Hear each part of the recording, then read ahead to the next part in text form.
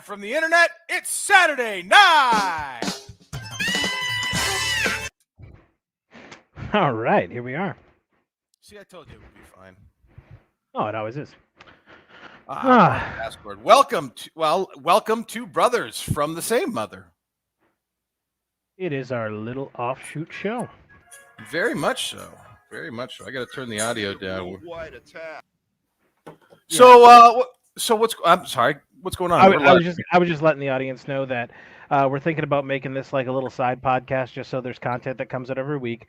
We had a meeting last week as a team, and we're going to do the full man Brothers from Other Mothers once a month, and then we're going to try to start supplementing the channel and the podcast with offshoot stuff like this.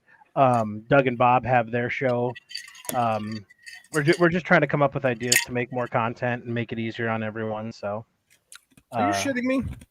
Hopefully, we can make this a weekly thing because I can do this if you can, I can do it. No, I can totally do it. I got thrown off because now we lost all the people in the live chat. There's only I think it's only me watching now. Son of a bitch. Sorry. It's up in my top right screen. It shows only one person. It's not a big deal. Who cares? All right. Well, it's going to get saved. It's going to get views once it's up. Who cares? Sure. Got you. I don't think the audience is going to like you talking about them.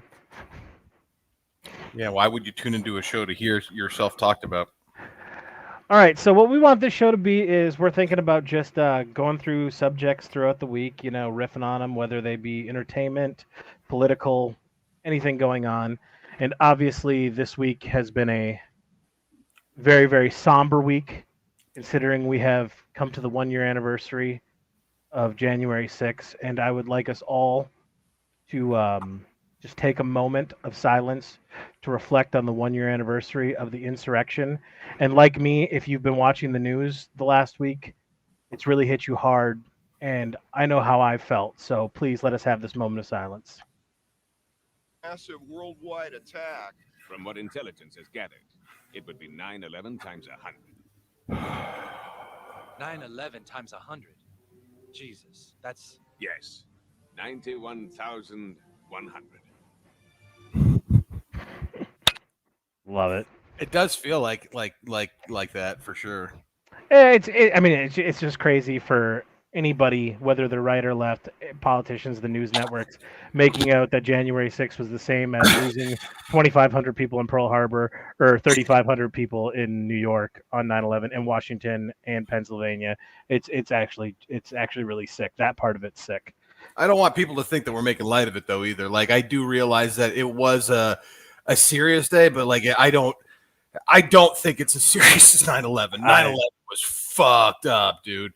I think January 6th shouldn't have happened, but yeah, like it is what it is. It is what it is. Having court battles over like this, like I don't know, man. Oh, speaking of court battles, did you see that the Supreme Court yesterday met to discuss the 2 vaccine mandates? I did see that, and I don't know the outcome. I heard some arguments from Clarence Thomas, and I heard a few arguments, excuse me, from Brett Kavanaugh, but like I didn't really focus on like the whole outcome of everything, so I don't know what actually happened. You know I'm a ginormous loser when it comes to this stuff, so I've watched.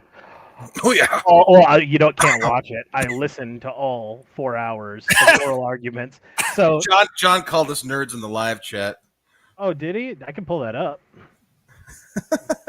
Yeah. Hey, look, John. That doesn't look like John. It doesn't look like John. I mean, it looks like John's Tinder profile picture, but I mean, it doesn't look like John. If John has a Tinder and that's the photo he's still using. John, please answer. You got a Tinder, right? Don't lie. Don't lie. I got a Tinder. He wrote that 3 minutes ago. I don't know if he's still in here or not, but damn, dude. Anyway, the Supreme Court, the result, they won't make a ruling on it, I guess, until Monday. But I listened to all 4 hours of the oral arguments, and the 2 issues that were brought forth were the vaccine mandate for all companies with 100 plus employees, and the vaccine mandate for. This is the worst retelling of Lord of the Rings ever. Put that up on the screen, dude. Yeah, all his comments go on the screen. He needs to be a part of this. John, you'll get the screen treatment. All right. So 100 plus and the medical workers mandate both got discussed. They're two separate issues. They should be decided on Monday.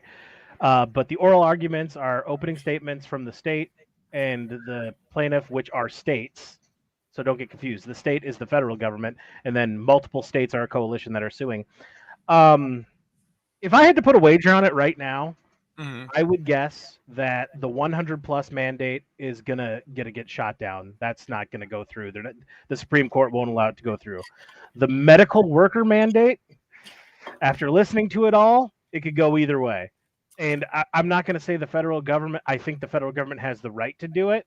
What I'm saying is, based on the oral arguments that I heard, the federal government made a good case.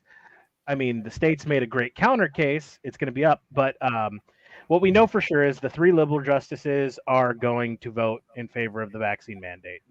Here's how it always goes. Any issue that goes in front of the Supreme Court, if it's a liberal majority, they're going to get it because the liberal justices always vote the way you think they would. They vote the political way. The conservatives are split. You have some that are the diehard to the conservative platform, use their vote in the outcomes for conservative. But then there's some that do what you're supposed to do as a Supreme Court justice and follow the law in the Constitution.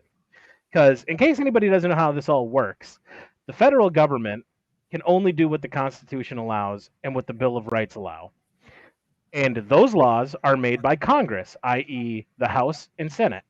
And then the laws are enforced by the executive branch, i.e. the president and all his organizations, such as the FBI, the health department, shit like that. And then if there's ever something that's called into question about a law that got written, saying, hey, we don't think this is constitutional, that's decided upon the Supreme Court. That's how this whole system works.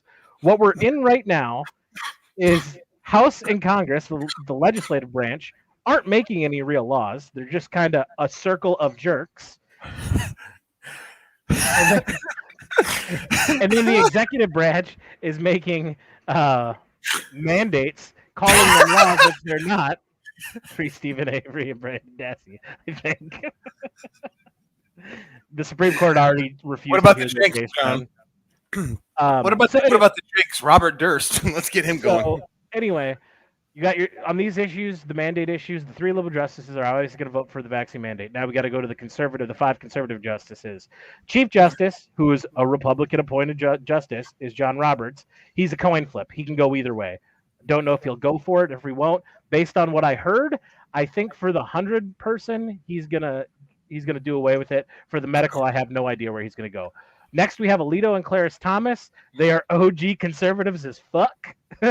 They are no mandate, and goddamn it, we should give every American a gun and not put a vaccine in their body. Then we got to the point where I'll take a gun. Brett Kavanaugh. I have no idea. I have no idea where Brett Kavanaugh is going to go. Amy Coney Barrett, I think, is a solid no across the board, though. So I think for sure right now we're sitting at a 3-3. Roberts and Brett Kavanaugh are going to be the wild cards. Oh, and Gorsuch is definitely going to be a no based on the questions he asked and the statements he made. But Alito and Thomas, they were spitting straight fire, son, when it was their turn to ask questions. Any new comments? Bob. Not the Lord of the Rings. It is. You're all right, Bob. It's not the Lord of the Rings. Give me another 3.5 hours. We'll make this bitch the extended cut. I love how we have to fight to get the whole team assembled on scheduled days. No fucking shit. Podcast, and then when we do our own offshoot podcast, the other 2 fucks are sitting here making snide comments about Lord of the Rings and fucking chat. I kind of enjoy it, though, man. I do kind of enjoy it. Here's the other one. Damn it. Do you guys just want me to send the link out in Discord so you guys can hop on? Fuck it. Send it out. See if they want to join. If they do, they do. If not, no big deal. But this is fucking cracking up. Get to the part about the dragon already. And then the dragon came out and fucked your mom, John. Just kidding. If John's mom's watching, she was not fucked by a dragon. I said that. I have no ill will towards John's mom. No. The dragon came out and fucked John's dead ex-girlfriend. Oh, I don't know which one's more harsh.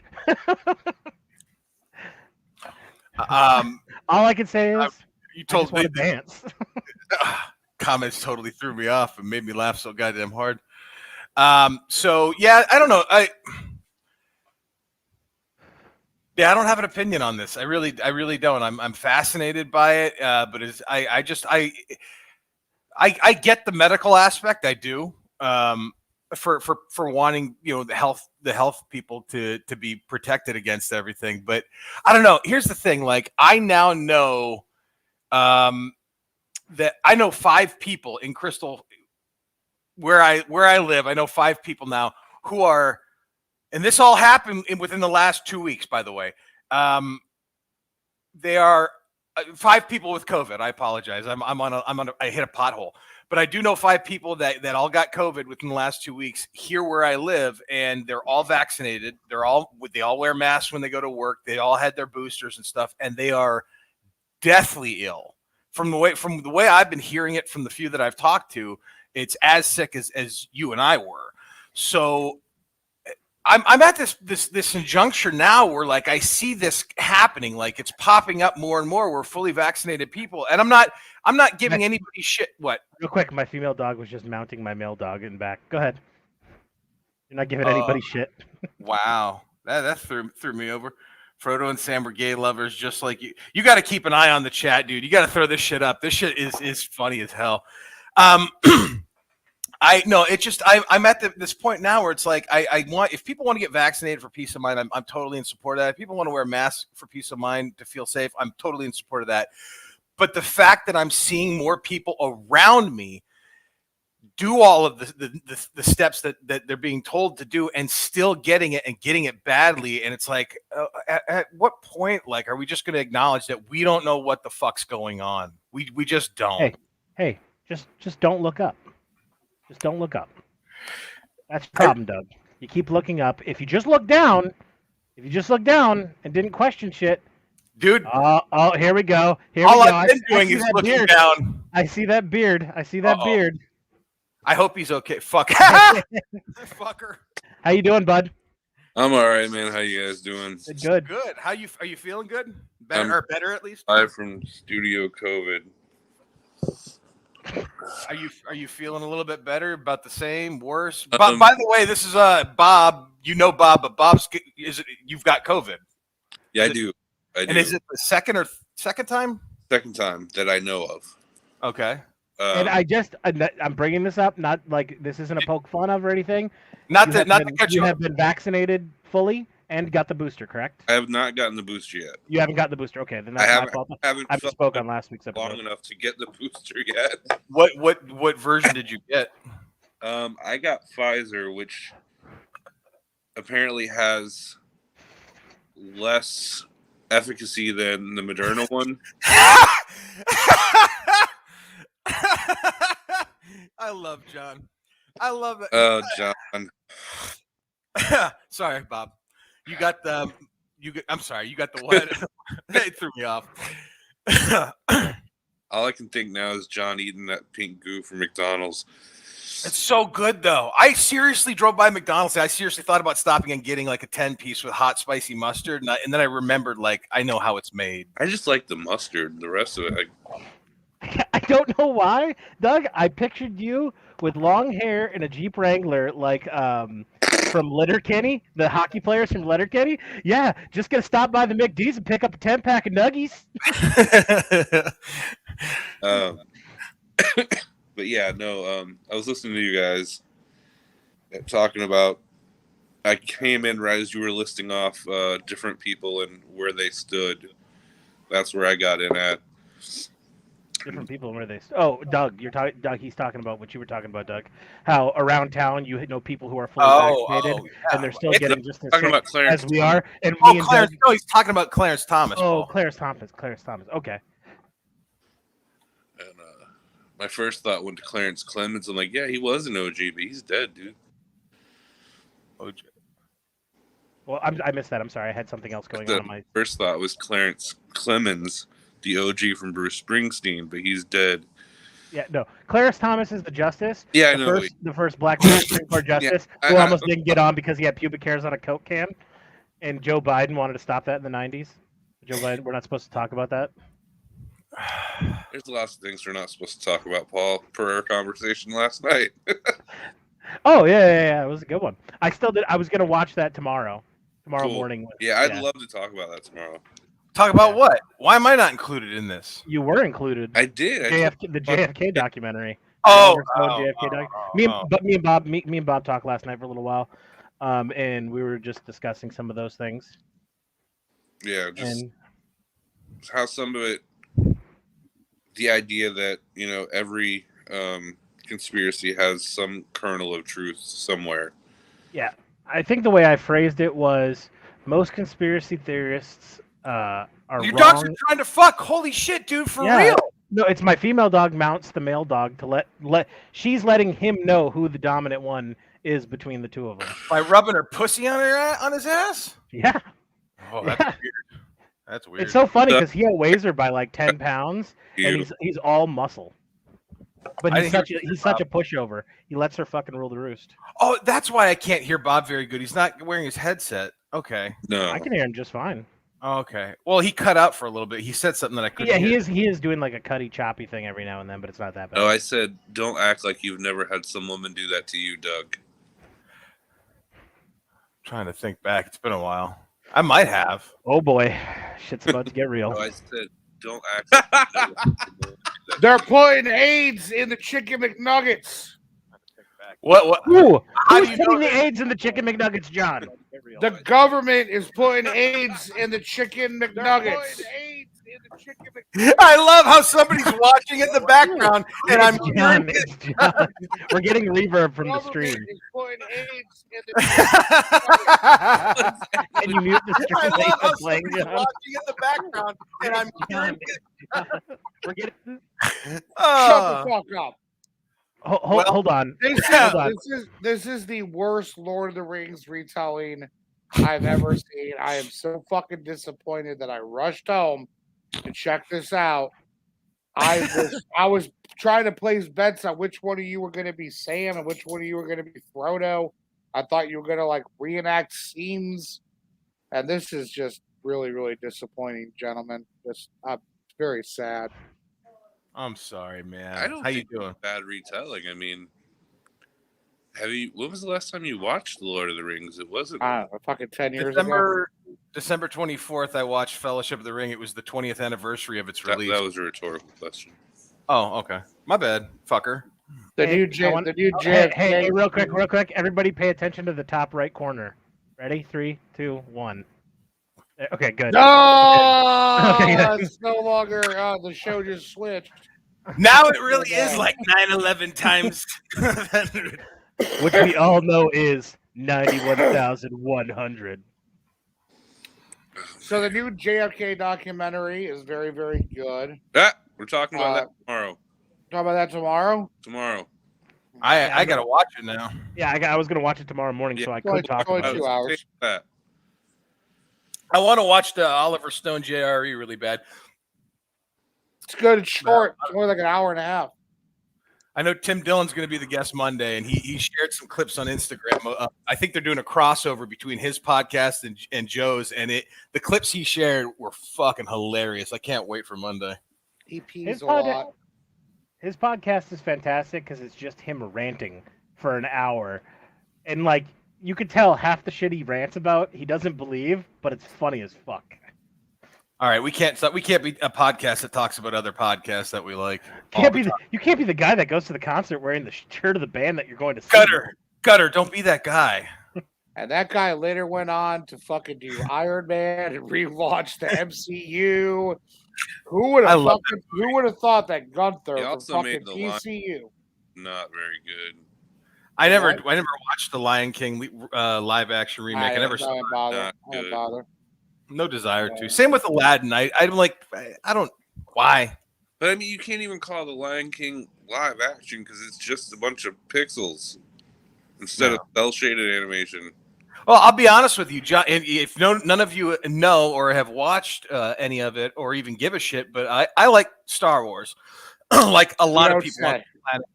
You know, and he's drinking a tall boy. He's literally drinking a tall boy. You mean to tell me your hair grows in all white trash like that on its own?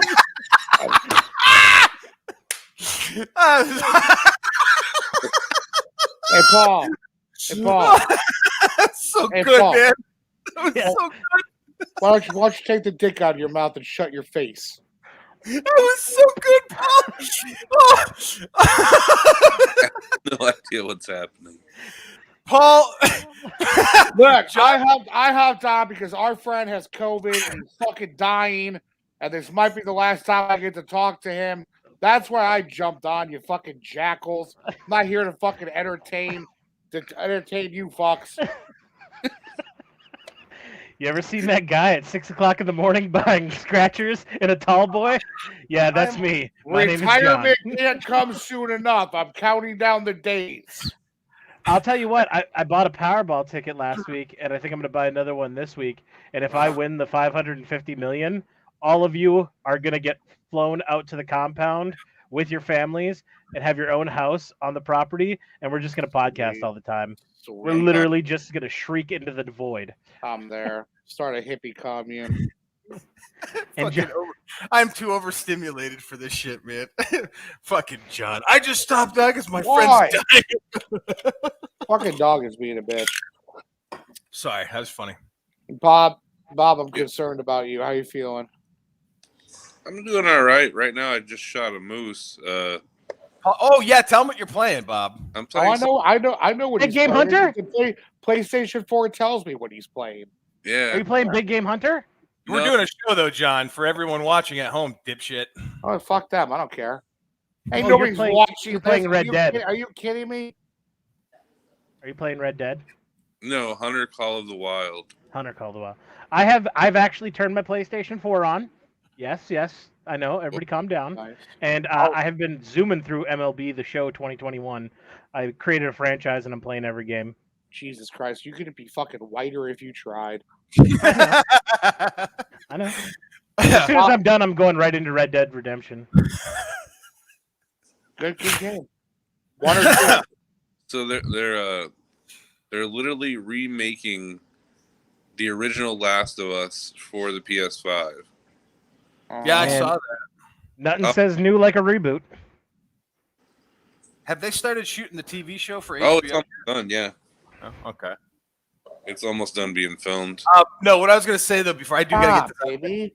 Go we're lay talking down. about John Favreau with like Lion King and like some of the like a guy that made great stuff and went on to make bad stuff. Like the Book of Boba Fett premiered on Disney Plus, and I was really excited about that because I love Boba Fett. I haven't and seen John- any of them yet. Mandalorian's really good, like heard. ridiculously good, and I didn't know anything about the Book of Boba Fett going into it, other than what I saw in the teaser. I didn't realize John Favreau I think he wrote a majority of the season, and Robert Rodriguez directed the first episode, but the first episode was so unwatchably bad that I haven't bothered with the second one, and it was Well- surprising because of who was involved with it. You know, I think John Favreau wrote a portion of it and then he quit over the whole Gina Carano firing. Oh, that is what I think happened. I'm not they had 100% to on that. retool it. They might have had to retool it. Hey, Okay. I am fucking in the middle of something, okay? You're fed, you went out. Just lay down. Shut up. Be cool. Why are you crying? John's dog's crying. Paul's dogs are trying to fuck each other. Yeah, Bob's playing fucking Big Game Hunter. The Yeah. Hunter Call of the Wild. Do you like it, Bob? Is it good? You getting into Oh it? yeah, It's it's a good. very large game.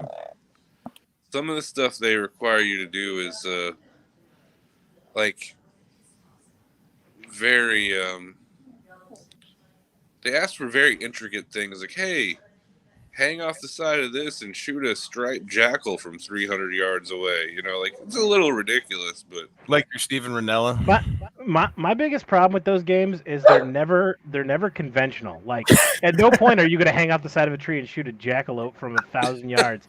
Just put a feature in where after you kill a deer or a moose, you have to sit there and field dress it for the next 45 minutes.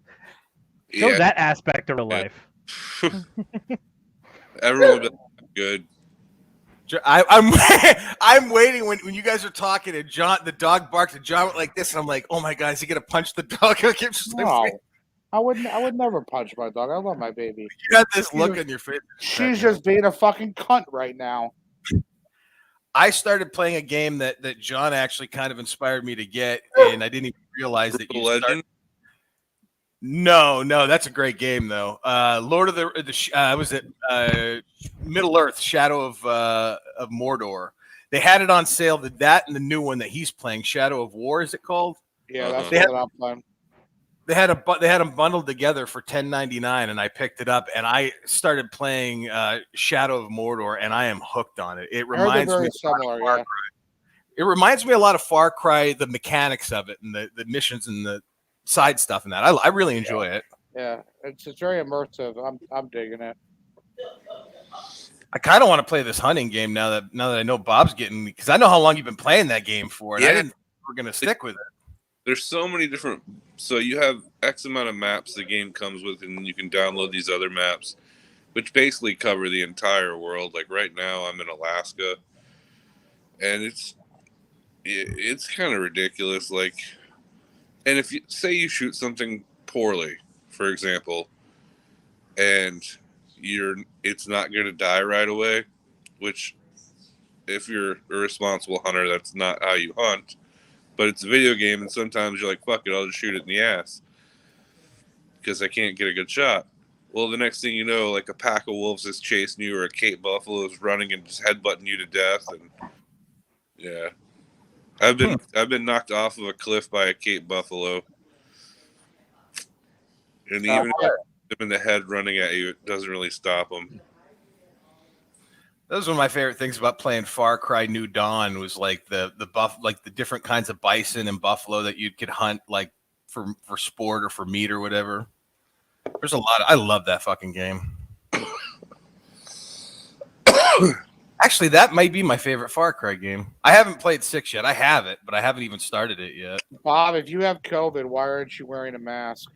Because I'm in my home with everyone who got COVID. Do they all got COVID? Hey. Still waiting on my mom's results and my next round of results. So what's your?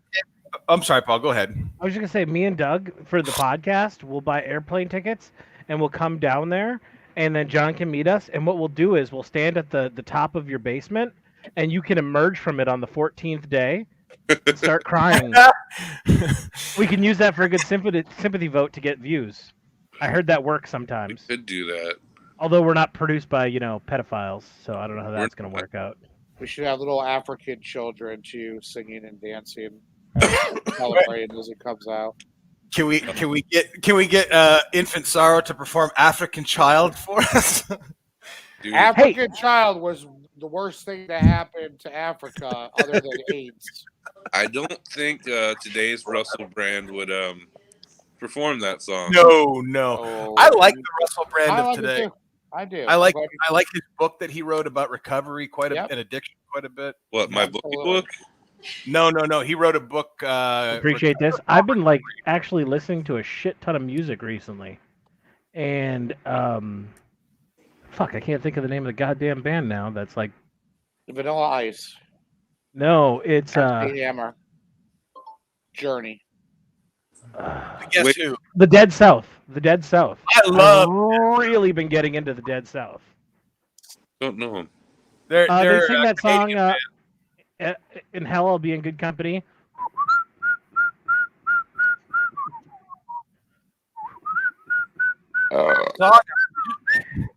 They're actually really catchy. There's something Skylar Joseph Dennison would love. Correct me if I'm wrong. Have they not done a lot of shit for like True Detective season 1? No, not True Detective. I think they had a song or two on the soundtrack, but they had a song. I first got into them through a show on Netflix called Damnation.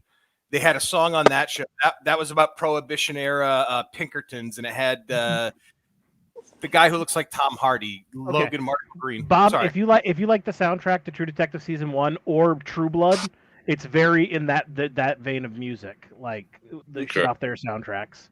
I need to watch the first season again. Of True Detective? It's a good show. Where did I hear rumor that trying to bring back both Colin, yeah.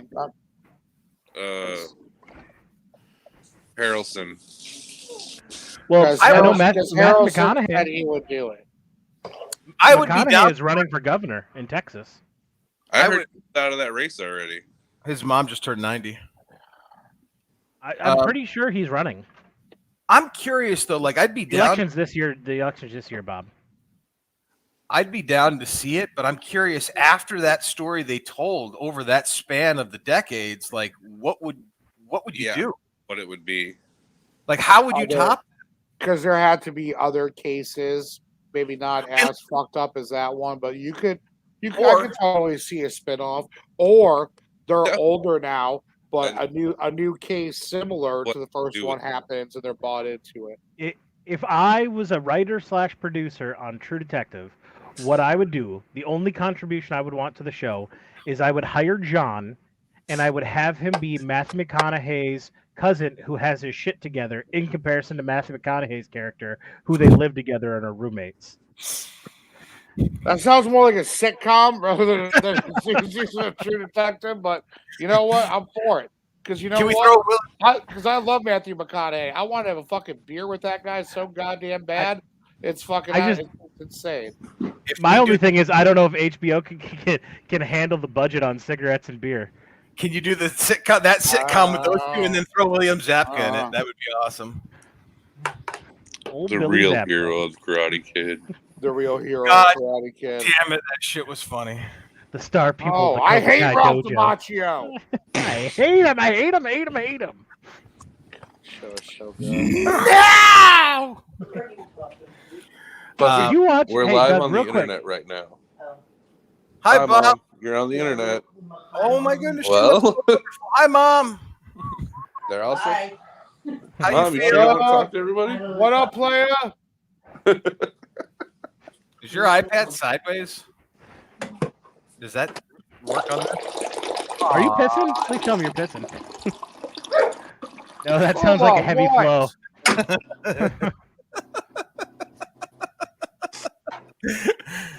Oh shit! I thought, John, don't you play cards on Saturdays? Oh, sometimes not this weekend. John's retired from cards. Oh, you know what, gentlemen? We played last Saturday. It was good. Oh my You know- god, we should do a we play online poker podcast. We Oh talked boy. about Yeah, that would be great. that. I got to We relearn should do online checkers. that. I would totally be down for. Doug says that because that's the only board game he'd probably be able to crush at. Monopoly. Hold on, Hey. I'll be right back. Okay. I love how we went to do the spin-off because we didn't think anybody was going to be able to make it, and then like they started showing up. That's such a great. Fuck it, John. Now John's just a guest. Now John's just a guest. We're back. We're Look, back. The brothers from the same mother. So anyways, there's Sam and Frodo were, right? And they got this fucking ring that like everybody fucking wants for whatever fucking reason. But what they got to do though is they got to get to this volcano to fucking destroy the ring. And they meet these fucking wacky characters along the way. You're gonna love it. The first wacky character they meet is like this dude who was supposed to be the king or something. I don't really know his backstory, but he's very, very fucking handsome. Very, very handsome guy. And they meet him in a pub when they're all getting fucking wasted and fucking doing rails of cocaine off the fucking tables in the pub. They meet this guy who was supposed to be a king who's now like a hired assassin. And then what he does is he takes the hobbits into the bathroom and he fucking rapes both of them. And, well, kind of rapes that submission, if you will, to let him join them on the quest there. Because now their assholes are so wide that their cocks don't fit anymore. And the only way they can get off is if this assassin fucks them in the ass. You see. And that's how the Lord of the Rings starts. That's What is? Hey, what up, that's the Russia? first one. Did we just promote a website that we shouldn't have promoted? Like a dark Guys, those are my friends, the Stravia. So don't worry about them. Just act like they're not there. Bob says hola. I think he just tried to come into the studio and then abruptly exited. Oh. So All right. Terry, What else Well, is you're not- going on in the world? So, anyways, so there I was, right? Fucking this chick. boy. So anyway, What happened just now? Did he just drop out? She looks back at me and she goes, "Are you a pedophile?" And I said, "That's an." I don't think he knows I removed him. I think he doesn't know. This ain't a fucking democracy. This is a dictatorship. Well, you're a fucking Republican. Go figure. hey, I believe in no government or small government unless I'm the one in charge. Then I'm all about totalitarianism. Sounds like every fucking Republican I've ever fucking That's met. every fucking politician, John, left and right. That's every politician. You know, it's really funny. I was listening to Patton Oswalt's stand-up comedy albums today, and he was talking about Patton Oswalt, and he was talking about 2009, how Barack Obama's president, but our vice president is this cranky old white guy named Joe, and it turns into like a buddy cop movie. And he's talking about Joe Biden. I'm just like, oh my god, that guy's our fucking president now, isn't he? No shit, man. Hey, also, Patton Oswalt drops fucking N-bombs in his fucking stand-up comedy routine. Dude, if you go back on the album, and I was like, okay. We've had this discussion. If you go back and listen to when you and I first met as friends, John, I think the album he just first released was called "Feeling Kind of Patton." Right. Listen to that today. I listened to Werewolves and Lollipops. And I listened to oh god, what's the next one? Shut up, Lo. I'm trying to think. It was My Weakness Is Strong. My Weakness Is Strong. Thank you. Those are the three that I listened to today. Well, the Feeling Kind of best one is still Feeling Kind of Patton, hands down. Honestly, the Feeling Kind of Patton is an edited down version of an album called 222 that he released on his own website back in the day, which was the actual Feeling Kind of Patton. The set that was taken from was like 2.5 hour set, and he got drunk as the set went on and did all of his material, burned through it, took requests. It was a double disc album, and that is my favorite album. And if you go back and listen to that, he just met his now deceased wife Michelle McNamara. And he had bits with her about her on the album, but he also not only drops the N-word, he says faggot literally all the time. Now I'm all in favor. Every time I hear you talk about Patton Oswalt, Doug, all I can picture is you standing in Parks and Rec doing the whole bit about Star Wars that he does. They have a filibuster. The filibuster.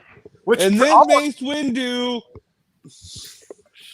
How awesome would it have been if that actually predicted the MCU universe the way he did that? I can't believe he did that shit in one take. Patton Oswalt, to me, he's funny. I'm not going to deny that he's not funny, but lately he's become a different person. I'm not saying it's good that people not good. I'm not saying that it's not a bad thing that people evolve. It's good that he recognizes that using the F word or the N word is no longer appropriate. No. I'm not. No. Listen, I hate this. I hate this. I'm going to make my millions by being edgy and pushing the fucking envelope. And as soon as I got mine, I'm shutting the fucking door behind me. And anybody else does it's a fucking bigot. That's wrong. Sorry. Comedy is made to be free speech. Like, that's supposed to be the purest form of free speech. Not a fan. When I think of Patton Oswalt, I think of O.J. Simpson. I agree. I agree. But my point is, I'm in favor and I'm not against anybody wanting to grow as a person. And if he feels like his version of growing as a person is not using those words and thinking that using those words in the past needs to be reconciled, as long as he's happy, that's fine. But I'm also in the camp that it's like, funny is funny. I don't give a shit. I'm not going to apologize for laughing at something that makes me laugh. Now, the stuff with Dave Chappelle, it's like, I don't know, like this shit is just bananas to me, man. Like, is your hair red, John? No. Why does he look like the drummer from Misfits now? I don't know. He looks like he did in 2004, just with less black in his hair. My favorite headline. I look like I ate the drummer of the Misfits. 2004. His hair does look red, almost it's like the lighting. We talked about this before. Last time he had a light. I'm not complaining. Last time he had a light.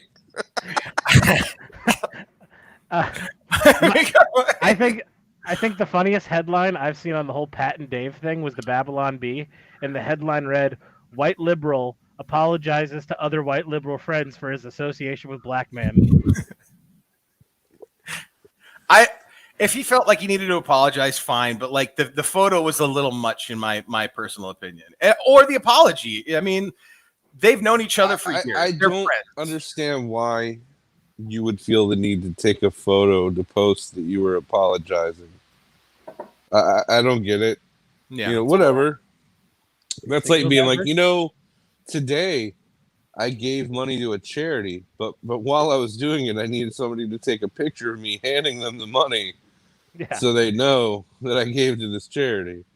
I'll tell you. You brought up a great topic. Keanu Reeves. This wasn't supposed to be public, but some TMZ found out about it. He donated all the money he made on the new Matrix movie to like the cancer hospital, the Children's Cancer Hospital, or something. I am so fucking sick and tired of hearing about what a great fucking guy Keanu Reeves is. Seriously, mark my fucking words. 2 years from now, someone's gonna find fucking kiddie porn and fucking people chained up in his fucking basement. Nobody is that fucking nice. Nobody is that fucking good-hearted. He is going to be worse than fucking Harvey Weinstein. We're gonna find out. We're gonna find out he killed his first wife. That's what we're gonna find out. You think he's gonna be like Patrick Swayze and Donnie Darko? I met Keanu Reeves once, and he pissed on my fucking shoe in the men's room. So fuck that guy. I would have saved the shoe. Do you still have it? Was that the same night you met Claudio? No, fuck that guy also. Was that the night that you met the guy from the Lawrence Arm? No, was it? No, I know what you're gonna say. I can't think of the name. When you passed out in front of Ben Nichols? Might have been the same night. I can't remember. Let me tell you something about your old Uncle Johnny. He likes to have a few beers when he gets home. He doesn't remember much. Oh shit. My hair does look red. That's fucking weird. Maybe the Irish from my mother is finally coming through. Why do they call you red? So Jesus. It's been kept under wraps for a year now, but Donald Trump Jr. Got engaged to Kimberly Guilfoyle, if you guys give a shit. I don't know. I don't know who the fuck that is. And Pete Davidson may have already fucked his relationship up with Kim Kardashian through Miley Cyrus. I don't know. Thank That's God. pretty cool. I'd rather fuck Miley Cyrus than Kim Kardashian any day. I kind of want to see her. I want to see Kim. I kind of want to fuck Kim Kardashian. I don't know if I have enough inches or girth. I don't think I have enough inches for that. I don't have enough dick meat to hit through that ass, but. Not that I'm a Gavin Newsom fan, but I hope to God somebody asks him, "Hey, did you hear about Kimberly Guilfoyle and Donald Trump Jr. getting engaged?" And I hope he just looks at the camera and goes, "Hey, Donald, how's my dick taste?" And then walks off. I don't know who that person is. The governor of California. Kimberly Guilfoyle is the governor of California? No. Kimberly Guilfoyle is his ex-girlfriend. Donald Trump Jr. What? Yeah, but who the fuck is she? That's my question. The best is yet to come. Yeah. Pull that YouTube clip up. She's been in a lot of shit. We've got no fucking clue, dude. She's not like a big name, Bob. She's always like Itzy Brunette number 2, in the credits. She looks terrifying to me. I think she's... I'd smash. I think John and I can be like fat guy 1 and 2 in a lot of movies, and we're just not getting, our agents aren't getting called. I think you could be... I think you already are in a movie under the name Big Bad Beard 1000. What the fuck is that? Did you not watch the last episode? I didn't finish it. John now knows. I'm sitting here with the Rona. He's a cuckold. Here, I found a picture that really brings out her smile. You should bring up a picture of old Jack for Bob so he can see what he looks like. Oh, Cuck Murphy. John's got the prettiest eyes. He really does. They're so pretty. Hey, John, you're drafting what? 4th next year? Oh, here we go. No, I'm drafted 10th. I'm switching with Jeff. This draft was bullshit. My friend. The way Paul did this year's draft was bullshit. We're going to put it to a vote in the league. Oh, we go ahead. It You wanna- won't get You want approved. to take the same off the screen, Paul? What? You want to take the same off the screen? Why can't we fucking trade draft positions? If you He prefers to be fucking middle of the pack. I prefer to be later in the pack. Is What that is this? a transvestite? That's Kimberly Guilfoyle. Jesus, John. That is the Kimberly Guilfoyle, the soon-to-be There's Mrs. no Trump. way. There's no way she at one time didn't have a penis. That's all I'm saying. Yeah, baby, let's go. Guys, my dog's freaking out. I gotta go. I love you guys. Good luck with the rest of the podcast. Have a And, good night, Johnny. Have a good one, John. Good talking, man. I'll God damn it! I'm hurrying. She wants to get out the trailer right now, you white trash. She wants to go smoke meth and dig a hole. All right, guys. I'll talk to you guys later. All right, bye, John. So yeah, I don't Bob's know. the guest now. Yeah, I'll only be on for a minute. You know, let you guys get back to doing your thing. That kind of got a little sidetracked there. Oh, So- trust me, this is off the rails at this point. It's First, fun, I though. want to know. Yeah, I no, want to it's know good. how Doug knew that and why you announced it to us. What's that? Which This part? person and Trump Jr. Oh, How it do you popped know up- this? You want to know how Doug knew it? It popped up in Yeah. my news feed. It popped up in my news feed, the engagement this morning. Gotcha. When I scroll on the phone, you scroll to the right and it's got the Yeah. Apple News or whatever. It was just, we were trying to come up with topics for the show and I was just reading shit out loud. I got to tell you, I have been looking for like news that I like or trust, and I found this app called Grounded News. Ground and pound. It's like a coffee themed, like grinded. Yeah, I get you. Grounded News, and what it is, it's an app, and it pulls articles from everybody: Washington Post, CNN, Fox, everybody, and it shows you the main headline is the story, and then underneath it, it shows you how many right-leaning news organizations covered it, how many left-leaning news organizations covered it, and how many independents, and you can read all of them at once. And there's like some stories that are like 96% left and 2% or 4% independent with no right. It's really cool the way they have it, but it tells you like here's all the different news publications and you can read them all at once. I really, really like it. Interesting. So it's so funny. That's where you can really see the contrast of our country right now. Like the left-leaning places will be like, fiery but mostly peaceful. Then the right side is like, it's a complete riot, utter chaos, cats and dogs living together. And then independent news are like, homeless people set a fire in a warehouse. They just tell you what the story is. No, the media has definitely become a problem as far as how things are reported, what we're shown, and I blame just as much of it on the people consuming the media. Agreed. For how many people I personally see who will share something just from reading a headline and never reading the fucking article. Aaron Rodgers just said this week, if you can't question it, it's not science, it's propaganda, which I thought was great. But you could also substitute science for news in that saying. Like, if you can't question it, it's not news, it's propaganda. No. Yep. Man, that guy. Certainly feels like it right now. We're living in a strange time, and it's only going to get more strange, I think. This is true. I was pulling up COVID numbers right now, and I think it's fascinating how you were saying That's what I wanted to talk to you about. up there how kids get tested before school every day. Well, now it's if the kid starts to feel Symptomatic. sick or they have symptomatic or somebody they know like over the weekend that might have come up with it and they were contacted to let them know, hey, get tested. That's how it usually happens. It's Down here, man, they don't do shit. no. Yeah, you're in Florida. Yeah, and that's why we have over 4 times the cases in Michigan does. That's not true. No, I'm looking at I legitimately Michigan's not releasing numbers anymore. They haven't released numbers in a long time. Trust me, the village is still burning in the state of Michigan. It doesn't affect us. And I would like to say something, like, and this is not like to plug Doug's employer or anything, but like the Please way don't. yeah, I was gonna say, Yeah, don't I'm say just saying. Well, he brought it up. That was the only reason I was gonna say it. Is I thought that Oh, they've shit, done. we did. Cut that out of the program. He didn't say who you work for, Okay. but I'm thought just it saying. I'm just saying they've handled everything pretty well.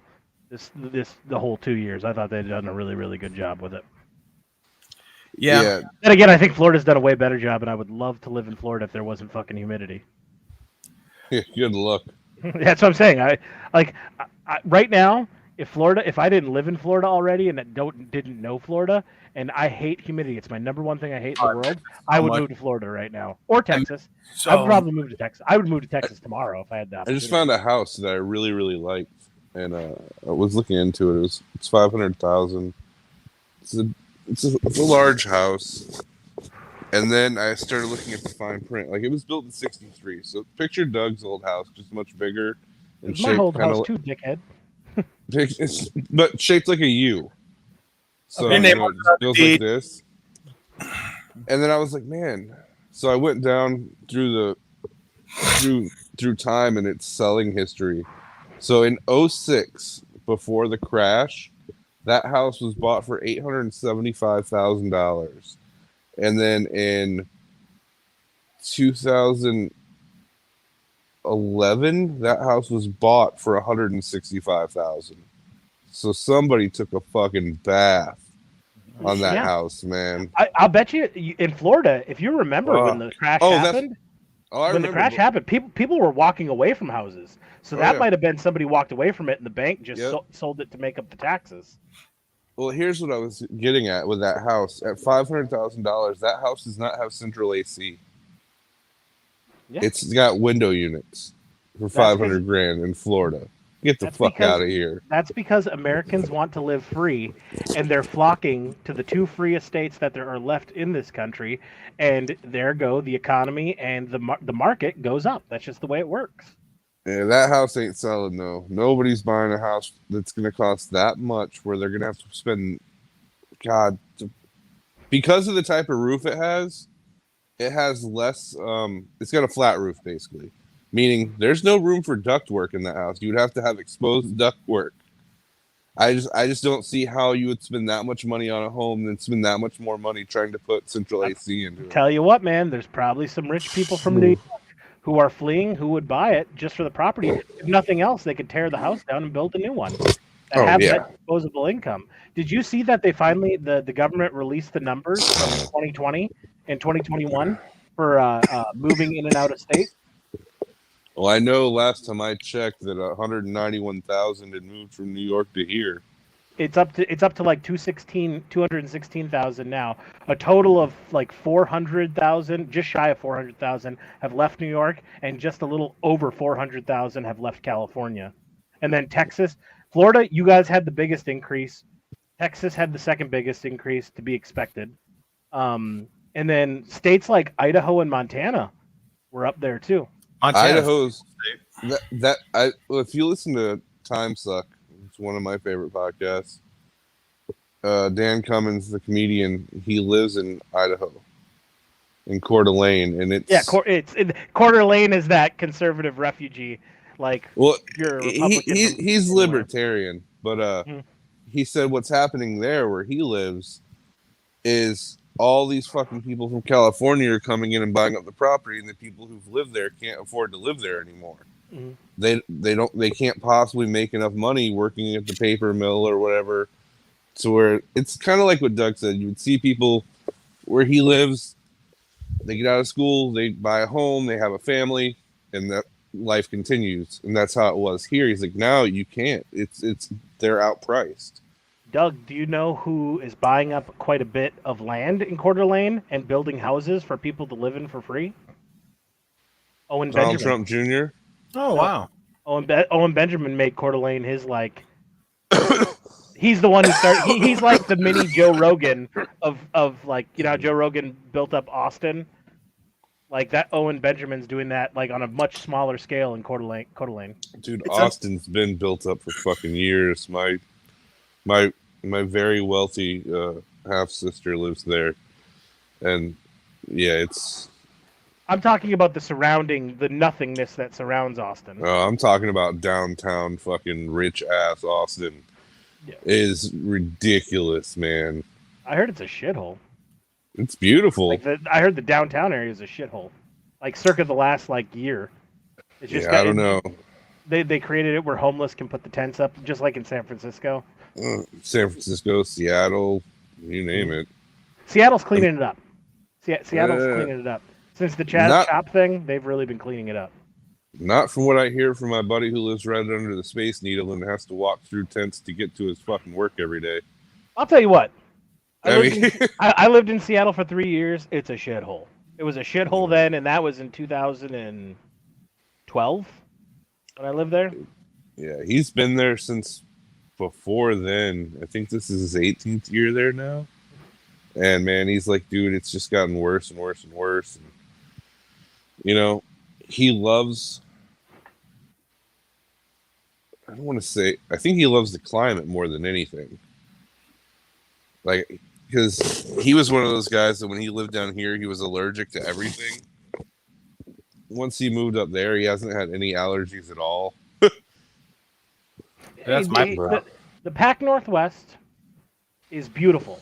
I'm talking about when you get between the middle of Washington State and certain parts of Oregon, it's absolutely gorgeous. With that said, I would never want to live there again. No.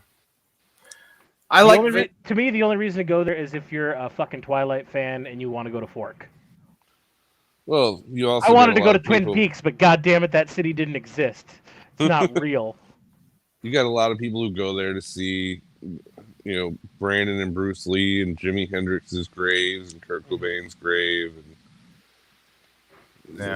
to sit under the bridge where Kurt supposedly slept and shit. Like, I don't know, it's kind of weird, but there's a lot of bridges I could go sit under. I don't know. I will say, I enjoyed Fork, Washington. It's a small little town, from the Twilight movies, and it's actually really nice. And going to the WWE Monday Night Raw Slammy Awards in either 2013 or 2014, I can't remember which one, but it was really cool because I was there when the fans hijacked the show for Daniel Bryant, and that was pretty cool because he was from Aberdeen, which is right outside Seattle. Which is where Kurt Cobain is from. Yep. Kurt's from Aberdeen? He's born. Yes. Yeah. Rinky Dink Town. Literally, Doug, it's like Champion. I know. I've got 3 or 4 different biographies of Kurt Cobain. I know that guy's. I didn't know he was from Aberdeen. That's actually surprising. I tell you what, I don't know if it's still on HBO Max. There was a documentary. What is it? Louder Than Something, Bob? The Kurt Cobain story that was done based by that guy from Rolling Stone. It came out a couple of years ago. It's like a 2-hour documentary on HBO, but I recommend watching it if you want to see. It's all from the perspective of his journals growing up to the time he died. So there's. Are you talking about Soaked in Bleach? No. There was 2. That was the murder documentary. This one is Heavier Than Heaven. It's based off the book Heavier Than Heaven. I don't know if that's the name, but that's the one produced. That's the one produced by his daughter. I recommend that highly. It's such a fascinating look at a fascinating human being. Hey, just out of curiosity, this is kind of old news, but I kind of want both your take on it, considering I know you guys are both pretty big Kurt Cobain fans. What are your thoughts on the kid? Montage of Heck. Thank you. Montage of Heck. The kid from the Nirvana cover suing. And losing, I'm happy he lost. It got thrown out. It was a cash grab. Yeah. I mean, he's recreated the photo himself twice. Get the fuck out of here, dude. He did it multiple times on the anniversaries of the album, and he knew that the 30th anniversary is coming up or just passed, and they're getting ready to release the 30th anniversary edition. He was trying to get a money grab out of it. Mm-hmm. That's all it was. I knew that was 4 or 5 months ago. I was just curious what your thoughts were on it. Yeah, to me, that's all it was. Show Bob why I'm thinking about it. Show Bob Big Bad Beard 1000 so he knows who we're talking about. Is Oh, it God like damn it! I started typing? typing big bad beard. We'll get very different pictures if I do that. Fuck it, man. Let's go blue tonight, man. Not on YouTube. Come on, man. Not on YouTube. Let's be like Lenny Bruce. Let's push the boundaries and go to prison for what we believe, man. I have No, no I'm problem good, going to man. prison for what I believe. I Yeah, do. but I'm Jack not Murphy's going to not going to prison be the over- reason. Yeah. I do feel bad that I said the actual F word, but it was I know as I was saying it, I genuinely was using it in context. But like as I'm thinking about it, I'm like, God damn it, I wish I wouldn't have fucking said it. Why is that guy's beard so stupid? Can I tell you that's how my beard grows? If I let this grow out, it would be all white here and dark orange on the sides. No, like, but I mean, I'm talking the about best the way joke. it's shaped. The best joke I've heard so far is, he's how was it fucking said? He really watches his money. He only uses 1/3 of the Just for Men bottle. Right? I don't know, dude. It just looks like he's trying to be regular Hulk Hogan and Hollywood Hulk Hogan at the same time. And I don't know. There's just something off about it. Here's him swearing at Sydney Watson, like a still frame of it. I watched that video that she put out with the clips, the actual stuff, and all that. I love Sydney Watson. She's a little hottie bo body. So who is that guy? Yeah, Paul, go ahead and explain to Bob. Did you not watch the fucking episode? I didn't finish Paul, it. since we're on StreamYard, go ahead and pull up our YouTube page, pull up that section of the podcast, and play it for Bob. Go. Long story short, Jack Murphy was a Democrat. He wrote the book. Have you heard the book Democrat to Deplorable?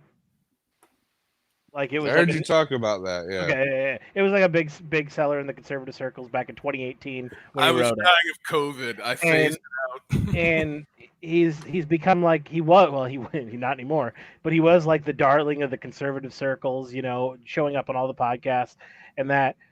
And what he has is he started a men's group called Liminal Order, where he charges men only $99 a month to teach them how to be an alpha male in the modern America. And it's also a networking scam. It's a Ponzi scheme, it seems like. What? I don't know for a fact, allegedly. Okay. Allegedly. Okay, hold on. Sounds like Let's talk about this topic for one moment. Okay. Do you guys believe in such a thing as an alpha male? No. I don't even know what the actual definition of it is, but no, I believe there's people who have more testosterone. First off, I believe in more than one gender, and I don't like us using gender terminology. It really upsets me. That's fine. You can be upset. But what I'm saying is, in the animal world, there is such a thing as, dominant males and whatever. Yep. I don't feel that way in human, like. I think I can't say, like, I don't know shit about science, and I can't say the reason to that, but I've had that thought myself because I've watched a lot of fucking wildlife videos on Instagram and YouTube of like male lions like biting and mounting the females and like just taking what they want. And I've never felt that way myself, but I also think it's in how you're raised. I also think it's the fact that we've been conditioned over how many years of the progress of technology to where we kind of mentally evolve ourselves from being just a base animal giving into our instincts. Yeah, Well, I think we all trigger those animalistic instincts that are inside of us, because at the end of the day, we are all just animals. The difference is we can communicate with each other and we have fucking thumbs, and like we communicate efficiently and we can build shit, and like that's the difference. And realistically, like if you take this back to caveman days when there were small villages, I'm talking of like 12 or more people, like it was that's what communities were. Is this code?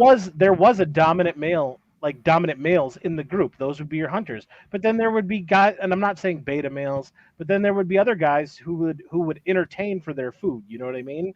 Like they would be the storytellers, the ones who wrote the history of their tribe, the ones who would, when you gather around the campfire, they would regale you with the tale of Alpha Chad who just got back from killing buffalo. You know what I mean? Like everybody had their role. Joe Rogan, Patton Oswalt. The hunter, the storyteller. Yeah. So, I mean, really? There was an episode of Joe Rogan where this got brought up, and it was that guy Adam Ruins Everything. You know that guy? No. Yep. So it was him, and Joe Rogan and him were arguing over the whole alpha male thing. And it's very interesting to watch. You guys should both see that if you haven't seen it. Pull it up, Jamie. Because Joe's just I'm not- basically I'll saying, bring it up tomorrow. I know. Joe is basically saying how, are you telling me you don't believe that women are conditioned to go after a strong, athletic man before anything else? And he's like, they're just hardwired that way. I'll be honest with you. I think there is something to that. Not saying that specific thing, but I totally believe in biological chemistry that attracts you to the opposite sex. And I'll tell you why I believe that. There have been women downright loathe, dislike, but like they have childbearing hips. And there are just times where like I would find myself like, oh God, I would love to breed with her. You know what like I'm talking not like a sex thing, not like, oh, I really want to fuck her. I'm talking like, God, I hate her so much, but we would bore good Viking children. You know what I mean? Hey, you know, we talked about this on the last time All we right. were all together when Bob was here, but because you blew my mind your Tinder experiences, but like, what's the last time you got laid? How would Me? yeah? 2 weeks ago. Well, less than 2 weeks ago. 2 weeks ago. What the fuck, dude? Like 2 weeks ago. another Tinder bit, Yeah. lady. Yeah. Wow. I kind of want to download Tinder just to look at Paul's profile.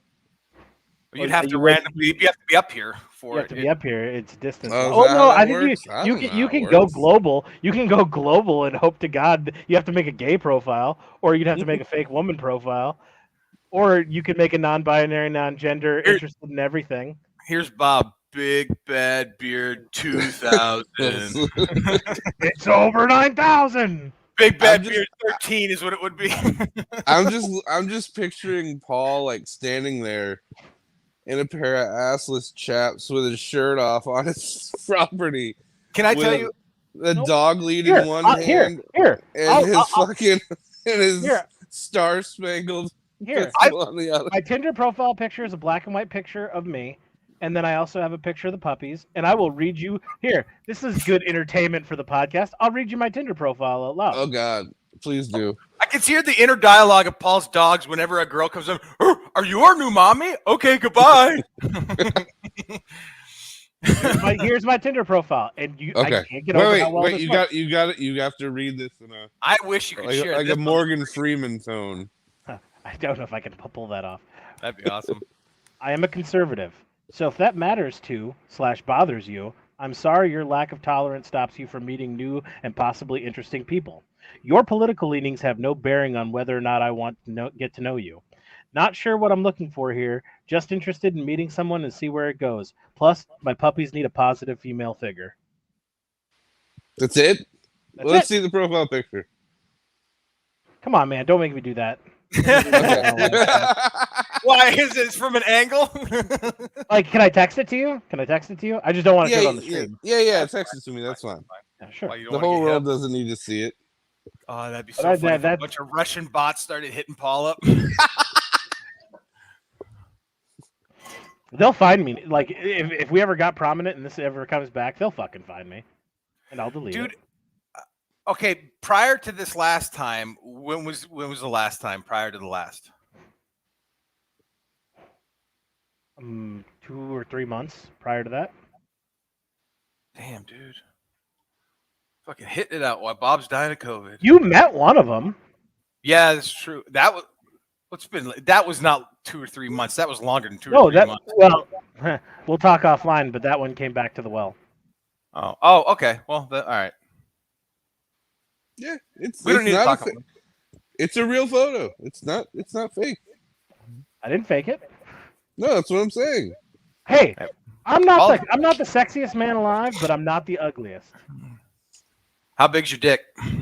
Oh Jesus. That's why I got fucked in life. Yeah, I say, pretty happy still. It gets the job done. It gets the I've- job done.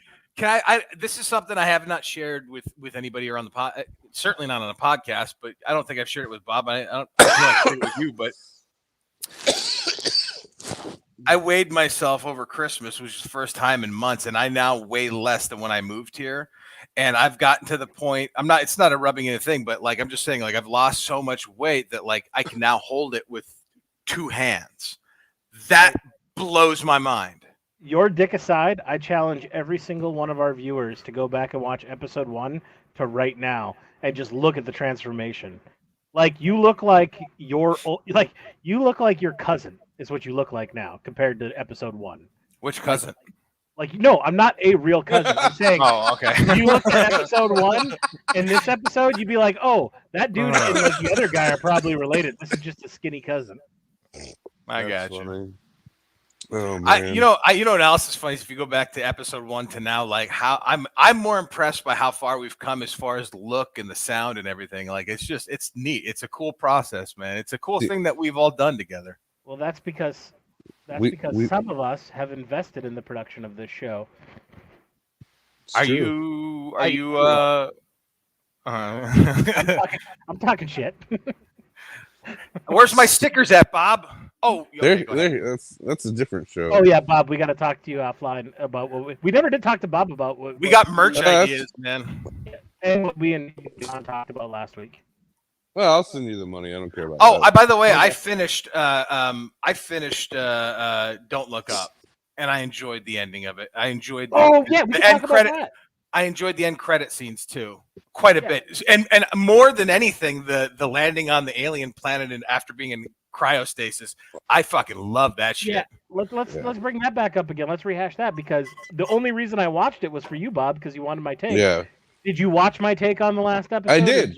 Okay. I did. And your thoughts? I missed. Like I said, I said it to you. I think on the phone. I have been fascinated by the movie, not even because of the film, but because everyone I've talked to of different political leanings seems to put certain characters as their political leaning, which I find humorous. Like some people will put the president as a Trump-like president. Other people are putting the president as like a Hillary Clinton-like president, which I find fascinating. I didn't take either of that away. What I thought was fun. See, I thought they were just making fun of the entire government. Me too. That's what I thought. But based on what you said, I heard. I got in a conversation with a buddy of mine yesterday or today. I can't remember which. It's all running together. And we talked about Don't Look Up. And he's like, he's not like me. He's more like Bob. he flies to that side of the aisle. And he's like, yeah. So what'd you think about them, like, basically shitting on Republicans? I'm like, where is this coming from? Like, well, obviously the president was supposed to be Trump. I go, you thought the president was a Republican? And he goes, yeah, she was. I go, she had a picture of Bill Clinton on her desk. And she was in love with another political figure who was a governor of a southern state who was banging a whole bunch of broads. That was supposed to be like a Bill Clinton-like character. I'm like, the government was all Democrat. Adam McKay did a great job. And because he didn't fire shots at one side or the other. He spread it around. Like news, he poked fun of more right side news than he did left side news, but he gave it out equally. He hit both. He was harder on liberal politicians, but in my opinion, the most Trump-like character was Jonah Hill's character, saying things such as, "That's the only president I'd want to see in Playboy." Yeah, like I agree, and I'll agree with that statement. And like, obviously, what's the dude's name from The Shield?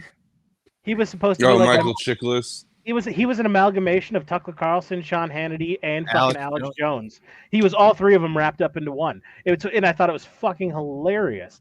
And Leonardo DiCaprio, the way he, like, if you didn't catch Leonardo DiCaprio was Dr. Fauci, like, if you didn't make that comparison, there's something wrong with you.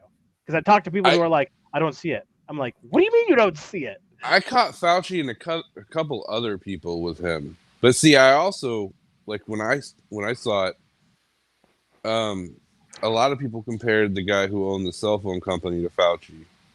I think the cell phone owner was a combination of Elon Musk and Carl Sagan. I thought it was a combination of Musk, what's his name? Bezos, Jeff Bezos. I thought, and like Steve Jobs. I thought that character was an amalgamation of that. My wife is flicking you off. We're live this time, honey. We're on YouTube if you want to come say hi. Well, it won't get you fired. Oh, we can get her fired. Oh, yeah. Is Doug frozen? No, his tongue just moved. No, he's just thinking. I'm good at what I do. I love Jennifer Lawrence's character. That was my favorite. No doubt. That's because she was you, dude. Except with the science degree. Definitely I also- really intelligent. I also like the dude in Cabin in the Woods that has the bong coffee cup who's right about everything in the end. That's the ending. The ending of that movie was the most beautiful ending to that movie that there could have possibly been. Oh, we really did John- have it all, didn't we? John said exactly that quote at the end, yeah. And it's It so was funny. a fucking beautiful ending.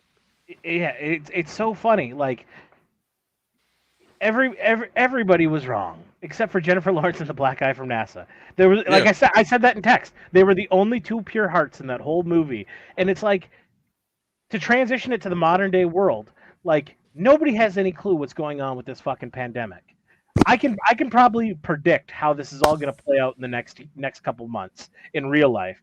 But like the ultimate story is nobody has any fucking clue what's going on, and why people are so willing to give up their individual liberty to let the government control because they think the government runs things efficiently.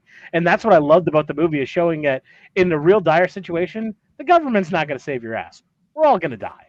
Like, but why did he charge her for the snacks? that was such a funny side plot. I love movie. that. So, she was so angry the whole movie. Faced with the end of the world. I really, at the end of it, I'm like, she wasn't getting high because the world was going to end. She was getting high because she was so pissed off about getting charged for those fucking snacks, which I would have been too, by the way. Dude, they're free. What the fuck? I also really enjoyed Ron Perlman's character in the movie too. Get up, you goddamn motherfuckers! Do you know how much a 4-star general makes a month? A month. Oh, a lot. I know what it was in 2000 when I got out in 2014, and they raise it. Generals get a raise every year. I know, shock and awe. But let me Google this real quick. It's all public record. It's all public record. Yeah. Military pay chart 2022, and he was a 4-star general, and we got to assume that he's been in a while because he's an older dude. So let's say over 20 years, because generals stay in as long as they can, and you'll understand after I fucking tell you how much they fucking make. Oh, look at that. They don't show 4-star pay anymore. They don't show 3 and 4-star pay anymore. Well, let me tell you what a 2-star with more than 8 years makes a month. They make $13,183 a month. A month. Every month in their bank account is deposited a check for $13,183. You want to know how much Paul made when he left the military? Well, I know how much I sold my house for? This is now. This isn't when I left. But now, where I was at when I left the military, I would have made $3,498 a month.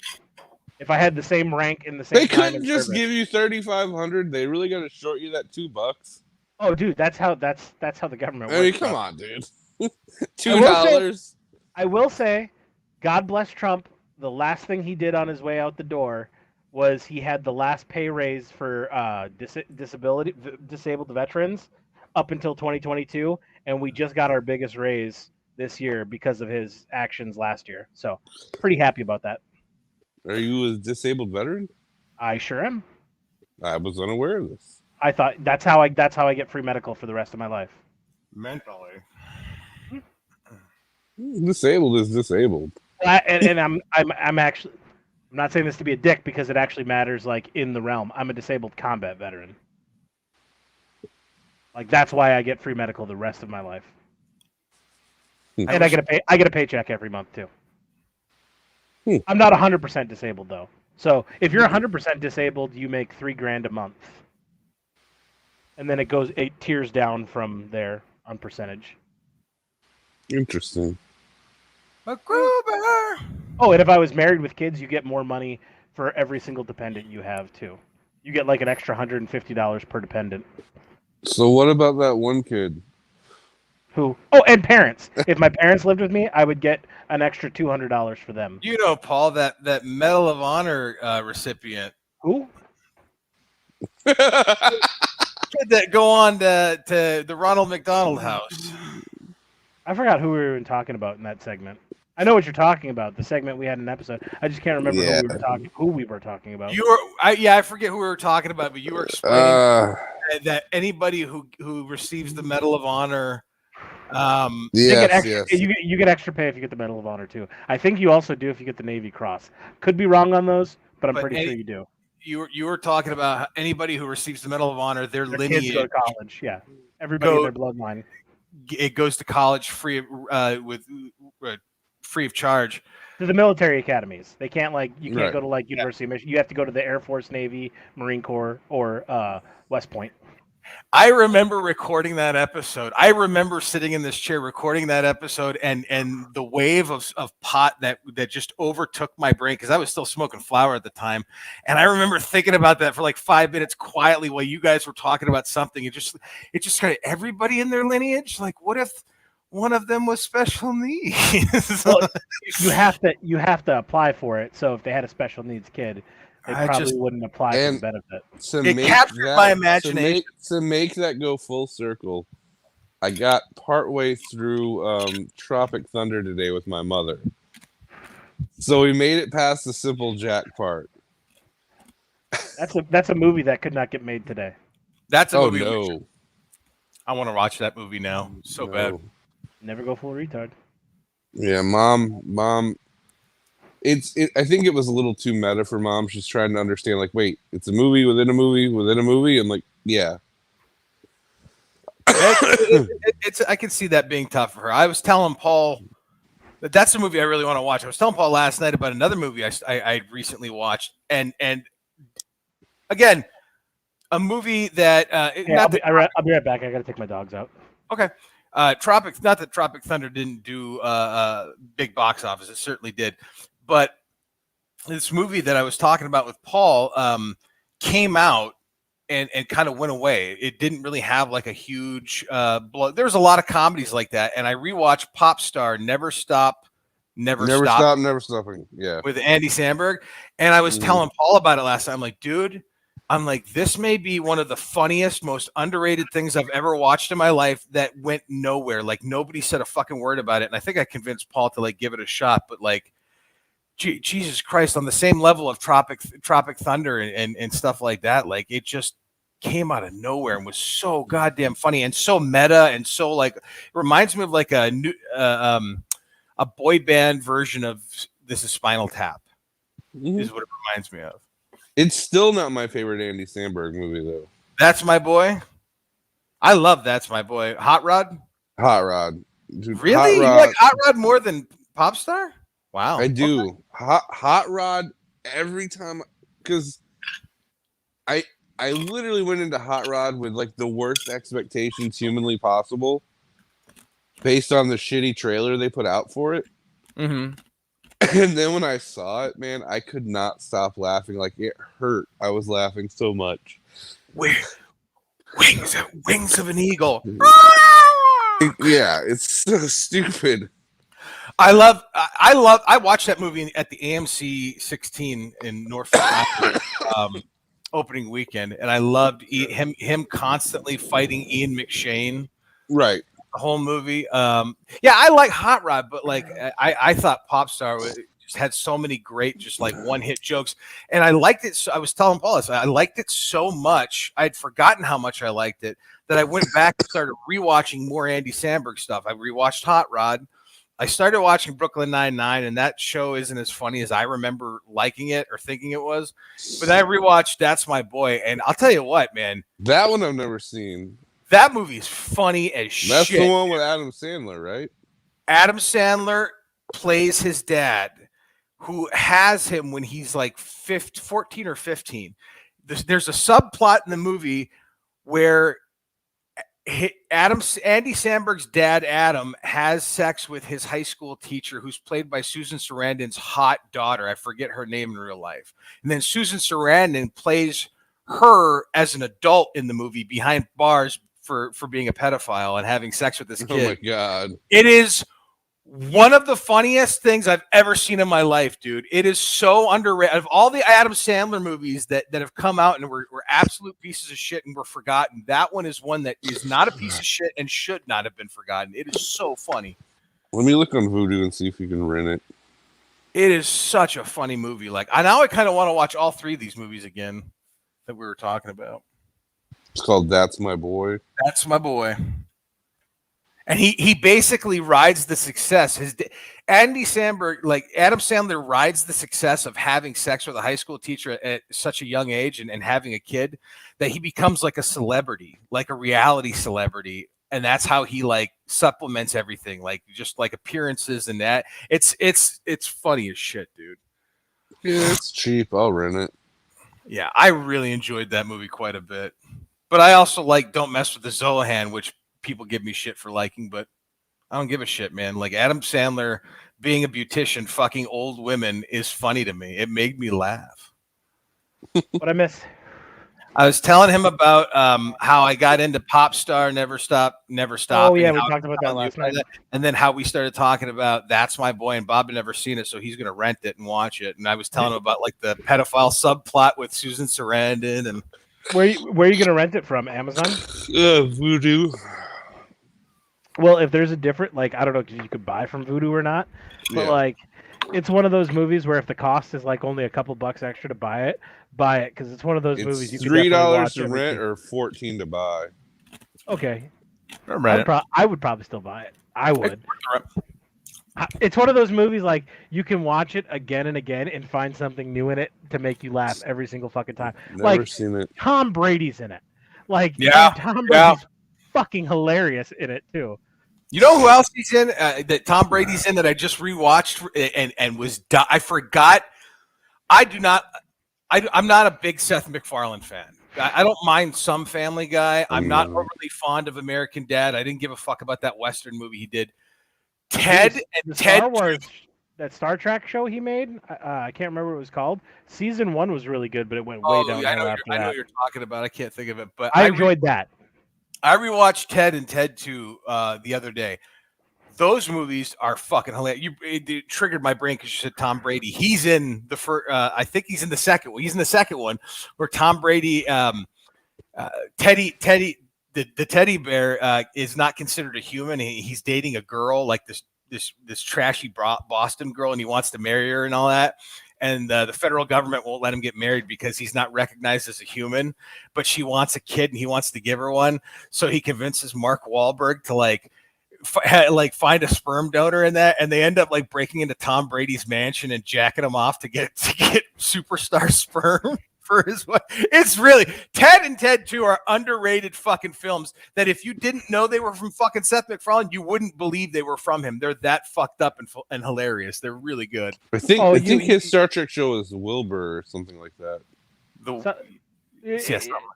was something like that. It was good. The first season was good. It went downhill pretty quickly after I'll that. tell you one that was good that I didn't expect to be good was Space Force. Never bothered with it. Didn't like it. Didn't seem like my cup of tea. Steve Carell one, right? Mm-hmm. But Jack Black. I watched it once and I was like, eh. I'll tell you what. The more I learn about the Space Force, the more fascinated I am with it. Because I had to do I actually met it when I was doing that fucking job fair up in not in Crystal Falls, but Iron River. They had the So, in case those who don't know anything about the military service, we always say that there's 4 branches of service: Army, Navy, Marine Corps. Prior to Space Force, Army, Navy, Marine Corps, and Air Force. That's not really true prior to Space Force because the Coast Guard. No. Coast Guard's not Department of Defense. They're Department of Homeland Security. Yeah.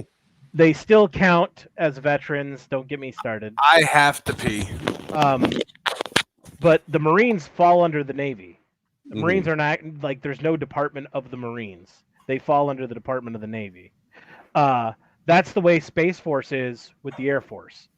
So yes, they're a branch like the Marine Corps is a branch, but they don't have their own War Department. Does that make sense? Yeah. Yeah. It's interesting though. Well, that's how the Air Force started off. The Air Force started off as underneath the Army. It was the Army Air Corps, and then after World War II, I believe it was the National Security Act of 1949 is when they fell from the Department of the Army and they got their own department, War Department. Yeah, I had no idea that the Coast Guard was under Homeland Defense. So they are considered veterans. They can go to the VA and all, like, they get medical, they get a DD-214 just like if you were in the service, but they do not fall under the Department of Defense. They fall under the Department of Homeland Security. They're not a military organization, they are a law enforcement organization. Interesting. So think of them like FBI on water. Interesting. Yeah, but they have uniforms. Think of them like Capitol Police, but on the water. It's so strange. But they are considered veterans. They do get veterans benefits. They're treated like a military branch, but they're not a military branch. Interesting. Yeah, I had no idea where that was. I mean, I only know one person that was ever in the Coast Guard. It's because I'm a Navy guy. There's a lot of friction between Navy and Coast Guard, and like, it's so funny because like when you're in the military, you tell war stories. Like Marine Corps, talks about how they spent 6 months in a desert, and same thing with the Army, and then the Navy's like, the Marines are always like, God, you Navy guys, I couldn't be on a fucking ship. But some Marines actually do go on ships, but I couldn't be on a ship for 9 months straight. That would blow. You know what I mean? Yeah. And then like you get a Coast Guard who's like, yeah, my last deployment was tough. We were out on the water for 2 days, and I just went stir crazy. And it's like, fuck you. It's like, fuck you so much. That's funny. But I love my Coast Guard brethren. You're veterans. If you're homeless, I will help you. If you're disabled, I will help you find a job if you need it. I will not treat you like your pop's father. Who was Navy and you let him die. Happy New Year, Lieutenant Dan. All right, I'm gonna let you guys do your thing, and I'm gonna I watch. think we're done. We're Yeah, done. we're finishing up right now. We've gone way over what we normally do, but that's fine. We were shooting for an hour. We're at an hour and a half, and I think it's good. I think it's good. I do want to close out on one thing. We don't have to close on it, but like I was curious because but we're all old enough to remember how good soda tasted in a glass bottle. And I don't know why this popped into my head. I've been drinking water out of like thermoses and metal cups, like a Yeti type deal. That's exactly what it is. It is a Yeti. Yeah. I'm trying to get away from plastic. The more I'm learning about, actually learning about how bad the shit is, and like how it's in everything we eat, like from fish and all that kind of crap, and what they eat. And I was looking at this cup, and I was looking at my other cup. I drink soda out of a different metal cup. It's just so fucking ridiculous. And I was thinking about how good soda used to taste out of a glass bottle, and I was thinking about like now how everybody's starting to hate plastic and how bad it is. We know how bad it is. Like I'm wondering if like we'll get lucky and soda manufacturers will go back to glass bottle making. I think it costs too much, dude. I think we have an unusual nostalgia with it too, Doug. I mean this with glass.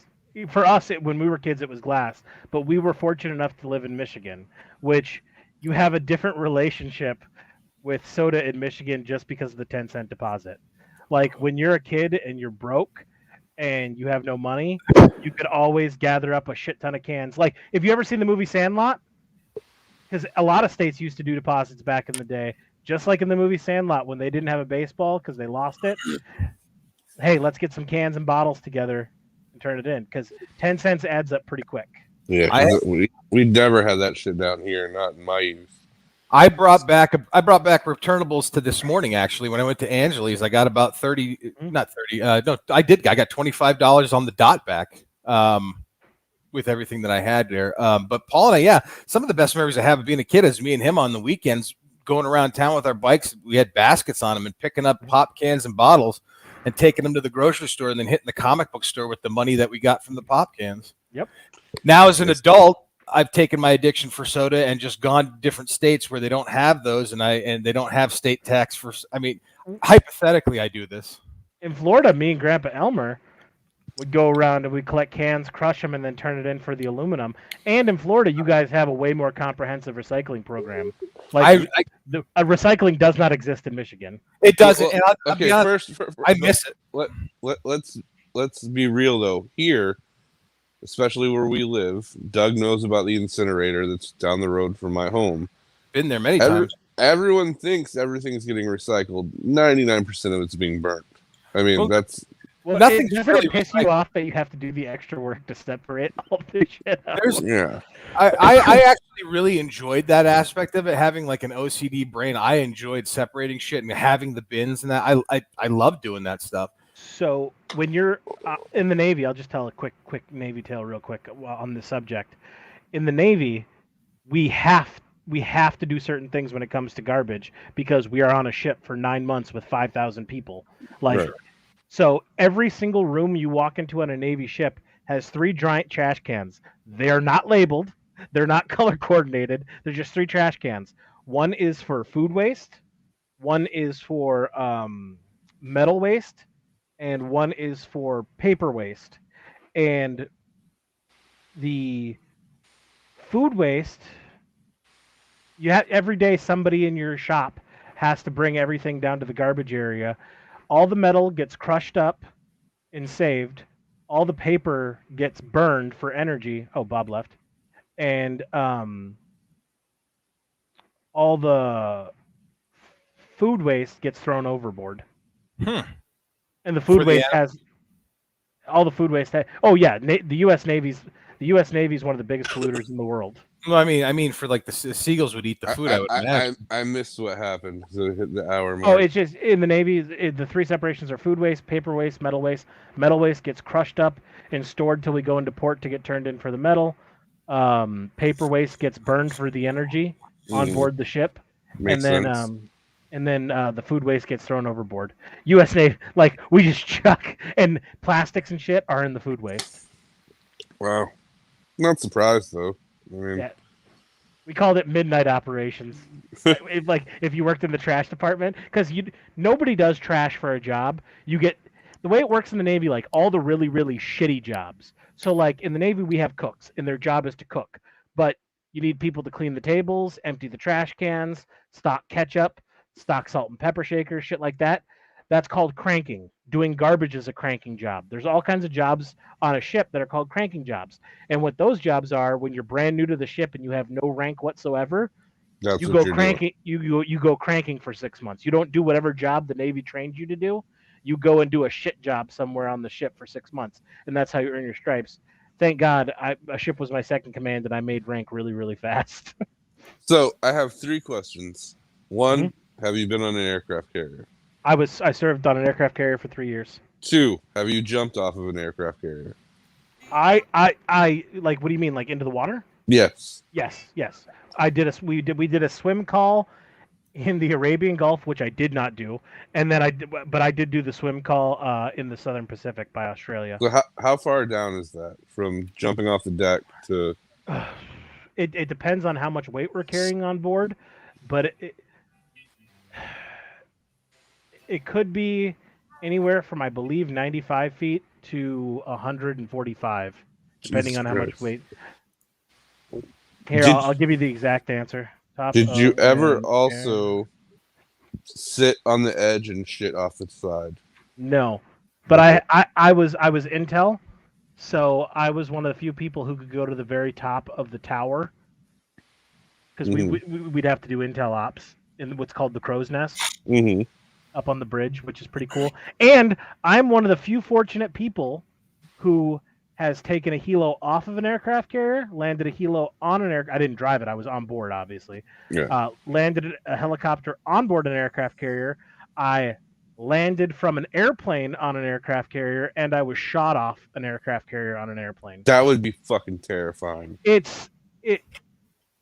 I wish I would have gone in an F-18, but I couldn't. I went in the cargo plane because as a citizen, when I got out and I worked as a civilian, my job was I fixed the intelligence computer systems for the Navy. That was my job when I got out. And whenever their shit would break on deployment, they would literally fly me out to wherever the ship was, whether that was in the Middle East, to Japan, wherever, and I would fly, to London, then I would fly to Italy, then I would fly to Kuwait, and then from Kuwait they'd fly me to Bahrain, and then Bahrain I would take the cargo plane, which can land on an aircraft carrier. It's just a prop plane, land on the aircraft carrier, do whatever job I had to do, and then whenever there was another cargo flight off going, like a week or two later, they would shoot me off. It's weird because when you're in the cargo plane, you're not sitting facing forward. Like, you know how like if you were in a Yes, plane and you're you're the on pilot, side. you're facing the ass of the plane. So when you get slung shot in a cargo plane, you're not getting sucked back into the seat. You're getting pulled away from the seat. Now, here's the crazy part. A jet taking off from an aircraft carrier is going to experience a little bit of drop when it hits the edge. Like it's going to drop down towards the water and then fly back up. With a prop plane, that drop is way more intense. So you go from getting shot forward to where, like, literally, if you didn't have a seatbelt on, you would become particles on the back of the plane. Yeah. And you're doing that for a split second, but it feels like forever when you're going through it. And then all of a sudden, it's like you're on one of those Hell's Tower roller coasters. Yeah. Where you go from this to whoop. You know what I mean? Like it just whew, and like you're just sitting there and like, oh my god, like how close are the tires to the water right now? You know what I mean? That would be fucking terrifying for someone like me. It's cool. To me, helicopters are way cooler than aircraft, and they heard obviously way less. But every time I was in one, I felt like I was in Full Metal Jacket. Like, how could you shoot women and children? Easy, you just got to lead them a little. Like that would be what would go through my head whenever I would take off from a helicopter. And then I did land deployments in the Middle East too. I wasn't just ship. Like I did a lot of shit in my time in the military, and it was a blast. I got to travel the world. I was the guy who, whenever there was like, I served in England. But there was a whole bunch of individual augmentation deployments that like last like 2 months, 3 months to like the Middle East or wherever they needed me. And nobody would ever volunteer for these billets because they were short, you didn't make good money, and you always got sent to the shittiest place on the globe. I didn't have a wife or kids, so it didn't matter to me being away. So I would always sign up for them because it got me out of the office and carry a gun every day. And, you're basically camping for 3 months. Yeah. Not now, obviously, but that should be a. I would like to make that a topic next time we do one of these offshoot podcasts, Paul, where you tell the story of how you joined. Oh yeah, that's like fine. going to the wedding and all that stuff. That's a good story, actually. Yeah. Like put up or shut up kind of thing. I thought you were gonna say like shit you did on deployment. I was like, I'm gonna have to have the same speech with you that I had with Bob last night. Shit I can't talk about. So like, I have to be very careful. What should I say about that? I just think the story how you got in was good. I'll listen to that one. I won't join in. Well, I'm gonna wrap. We got to wrap. I want to wrap it up because. Do you want me to share this, Doug? No, I'm gonna share it. We're gonna close out on this. I got it on my end. It's just audio. Well, you're good. The audio's live now. Is what I'm saying. I just noticed that pop up. Yeah. Yeah, that's I get it.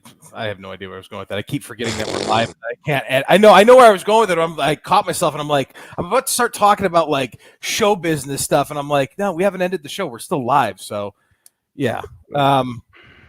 So I guess thanks for joining us. If you've stuck around for an almost 2-hour podcast that turned out to be kind of offshoot of the other podcast. An offshoot of an offshoot of an offshoot. An offshoot, a remake, a reboot. Real quick, can you guys plug any social media that you're in charge of that, like, the address or the name of?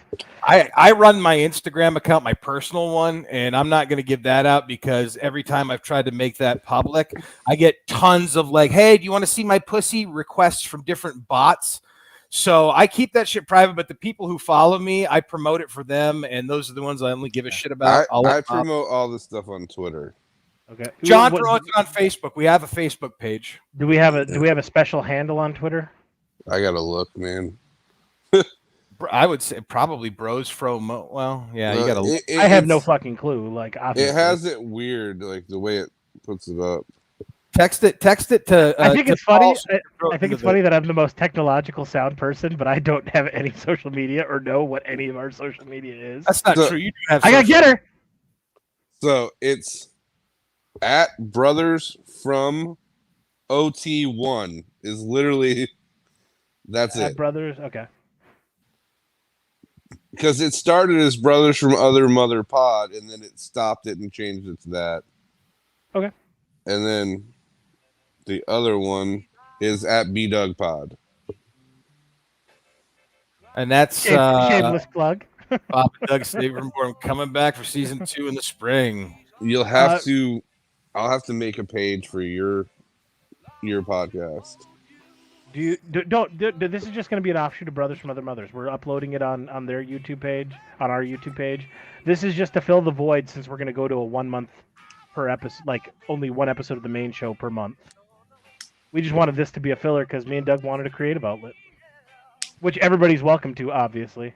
Yeah, I thought this was fun. I got to be honest, I like the aspect of like the putting the text, the chat thread in the actual podcast, and then them just joining. I thought that was fucking hilarious. I wish I would have took more time on the logo because I would have probably done it different, where I would have kept John in the from, and then my face would have been peeking out from the side of the word the same.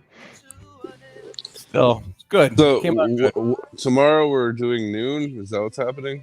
Yep. Your Okay. time. All right. And we're doing Brothers, right? Yeah, this is Yeah, I don't think John's going to be there though. Oh wait, no, yeah, John is going to be there. I'm sorry, we did set this up with John tomorrow too. Or no, that's next weekend. No. Next weekend. Sorry, John will be with us next weekend. Okay. So tomorrow it's just us. Just us three. Yep. All right. I'll try to get. And what do I have to do? I know I have a homework assignment for tomorrow. What's the homework assignment? JFK Netflix. JFK. Yeah. Oh yeah, Showtime. I plan on watching that tomorrow anyway. God, I haven't logged into Showtime in forever. Oh my God, last episode of Dexter premieres tomorrow. That'll be fun to watch. Yeah, I think it's been a year since I've been in Showtime. I'll be watching Dexter before we record. All right. See you guys. Thanks everybody tomorrow. for joining. Appreciate it. This has been Brothers from the Same Mother.